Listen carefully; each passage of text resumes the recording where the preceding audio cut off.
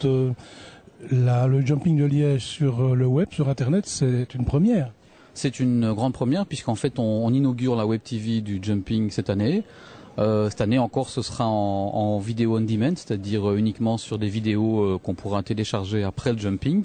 On espère que dans les années prochaines ce sera du jumping en live. Et ça s'est déroulé de manière correcte tout à fait jusqu'à présent? Écoutez, jusqu'à présent on peut dire que tout se passe bien puisque d'une part on a les prises de vue qui sont réalisées avec un partenaire français. Nous récupérons toutes les images dès ce soir et on monte les images de manière à pouvoir les présenter sur le site de la Web TV du jumping à partir de jeudi matin. Alors c'est une première, mais c'est aussi peut-être l'amorce de quelque chose de plus important? Je dirais que c'est d'abord un test vis-à-vis du monde équestre en disant d'une manière générale, est-ce qu'il y a un intérêt pour la création d'une Web TV de type magazine, en la mesure où on pourrait créer de manière régulière un magazine consacré au monde équestre, puisque d'une manière générale la RTB ne produit plus son cheval magazine, donc on pourrait là retrouver une autre forme de magazine régulier en la matière. Et d'autre part, on pourrait même continuer à avoir aussi des Web TV événementiels qui se feraient jumping par exemple. Et au-delà de l'équitation, en fait, beaucoup pensent que la Web TV, c'est en quelque sorte l'avenir de la télévision.